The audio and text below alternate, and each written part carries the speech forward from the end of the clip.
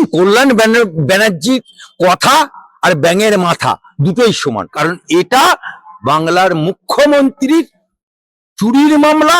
ED CBI ठीक से मामला लड़ेगा तो हमारा ममता बुबू का जेल जाने का रास्ता परिष्कार होगा। महामान्य हाईकोर्टे दाঁড়িয়ে অরবিন্দর হয়ে আমি সিবিআই তদন্ত চাইবো। একেবারে আজকে আইপ্যাক মামলা শুনানি পিছিয়ে গেল, সেখানে বলা হচ্ছে যে ইডি নাকি সিরিয়াস নয় মামলা নিয়ে। কল্যাণ বন্দ্যোপাধ্যায় বলছেন। দেখুন, কল্যাণ ব্যানার্জির কথা আর ব্যাঙের মাথা দুটোই সমান। কারণ কল্যাণ ব্যানার্জি নিজেই একটা প্রাইভেট মামলা নেই। এই কলকাতা হাইকোর্টে উনি সরকারের মামলা করেন, সরকার আছে বলে মামলাগুলো করেন। এই সরকারটা যেদিন পড়ে যাবে, চলে যাবে, তখন ওনার হাতে একটাও মামলা নেই প্রাইভেট।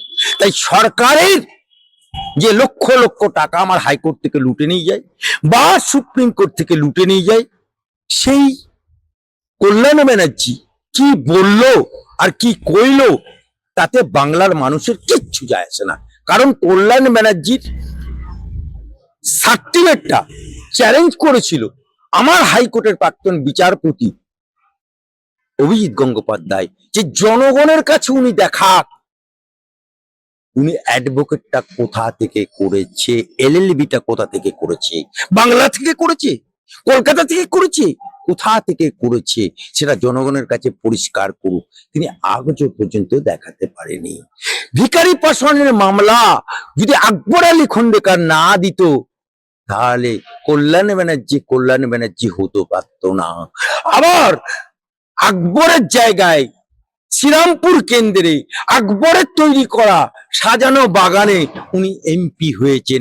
আকবর যদি লড়াই করে সিপিএম এর সাথে দাঁতে দাঁত দিয়ে লড়াই করে শ্রীরামপুরটা যদি তৈরি না করত তাহলে কল্যাণ ব্যানার্জির সাজানো বাগানে আর এমপি হতো না। তাই কল্যাণ ব্যানার্জি কি বললো আর কি করলো তাতে বাংলার মানুষের কিচ্ছু যায় আসে না। আইপ্যাকের মামলা ইন্তেজার করুন, ট্রেলার হচ্ছে সবুরে মেহফলে, इसका जवाब ईडी सीबीआई सुप्रीम कोर्ट से ही ऑर्डर आएगा।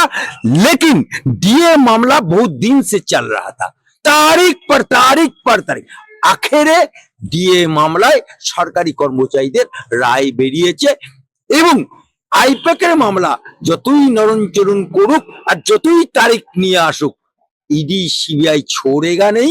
কারণ এটা বাংলার মুখ্যমন্ত্রীর চুরির মামলা, খোদ মুখ্যমন্ত্রীর চুরির মামলা, খোদ মুখ্যমন্ত্রীর আইপ্যাকের অফিস থেকে ফাইল চুরির মামলা, রাজ্য সরকারের পুলিশের কে সাহায্য নিয়ে সেই পুলিশ অফিসারদের বিরুদ্ধে মামলা।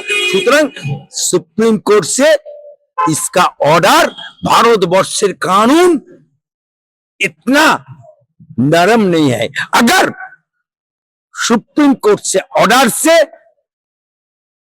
दिल्ली का मुख्यमंत्री केजरीवाल जेल में गया, बिहार का जब तक समोसा में आलू तब तक है लालू, लालू जेल में गया, अगर ईडी सीबीआई ठीक से मामला लड़ेगा तो हमारा ममता बुबू का जेल जाने का रास्ता परिष्कार होगा। এই মৃত্যুটা কি কোথাও স্বাভাবিক? কারণ যেরকমটা তার সঙ্গে যিনি ছিলেন বান্ধবী, তিনি বলছেন যে একেবারে যেই টোটোতে মারা গেছেন, কিন্তু রিপোর্টে দেখা যাচ্ছে মানে প্লেস অফ ডেথ হাসপাতাল।